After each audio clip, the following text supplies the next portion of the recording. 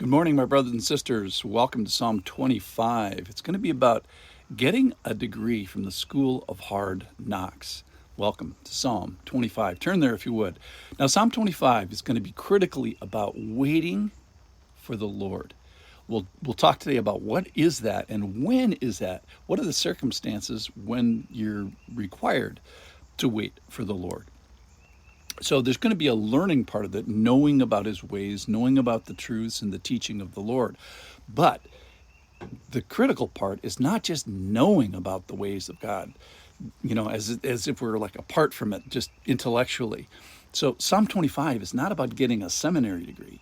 Psalm 25 is about getting a degree from the School of Hard Knocks. It's for the graduates of the School of Hard Knocks, and we're going to try to be that today. So it's going to be about what will I do when the knocks are hard. It's this application of the knowledge when the road is difficult. So you may echo with me, hey, I love Christianity, except for all the hard parts. So what will I do when the road is demanding? I always say that Christianity is not for sissies. It asks something of you, something even kind of heroic. And what is the heroic thing that it asks for today? And that is waiting, Christian waiting, holy waiting. Psalm 25, verse 1. To you, O Lord, I lift up my soul. Oh, my God, in you I trust. Let me not be put to shame. Let not my enemies exult over me. Verse 3. Indeed, none who wait for you shall be put to shame. They shall be ashamed who are wantonly treacherous. Again, verse 3. Indeed, none who wait for you will be put to shame. So this psalm essentially is about trusting in the Lord, and it's pleading and depending and falling on the bigness of God. Now, when? Well, it's when situations are bad. Let me not be put to shame because I have enemies, and there's risk out there, and things are hard. So I am voting with where I place my soul, where I place my confidence. It's almost as if you can geographically place your decision-making core somewhere. And one of the great things about Psalm is that it says difficult things beautifully. And it communicates this sentiment of a realist, couched in like the words of a poet. So, Lord, I wait for you. I wait for you all the day long. None who wait for you shall be put to shame. So this is the big thing I want you to remember for today, or for me too, is wait for you. I wait for you, Lord. Continues in verse 4 and mentions waiting again.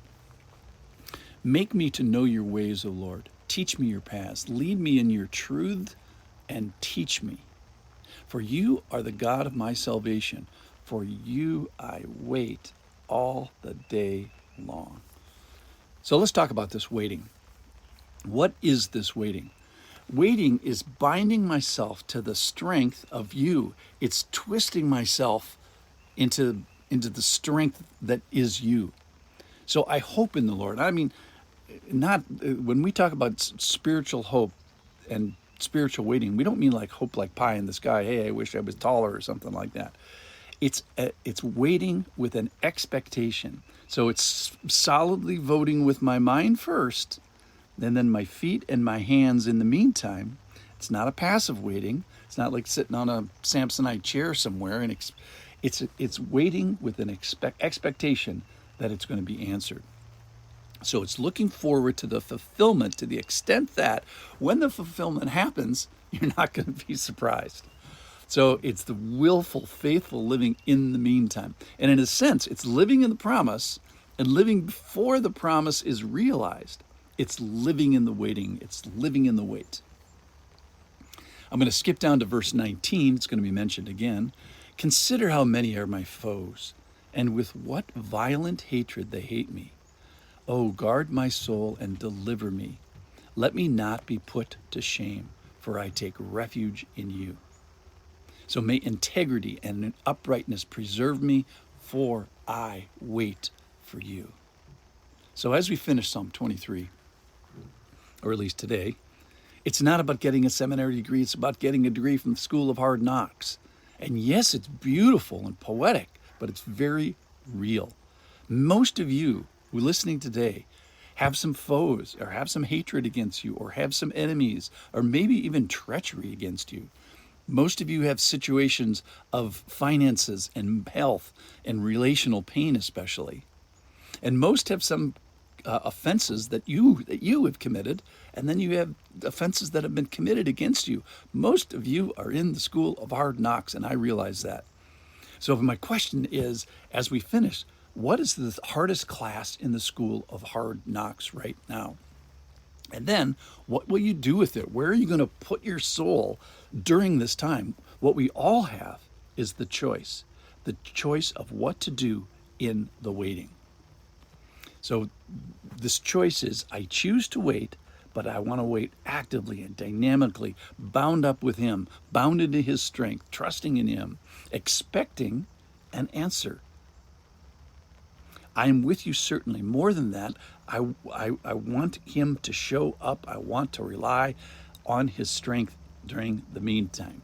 So it's aiming for awe and expecting the holy. So for example, when I open up the Bible each morning, I kind of expect God to show up. He's promised it in many ways, and I trust Him. And when He does show up, I'm so grateful, but I am not surprised.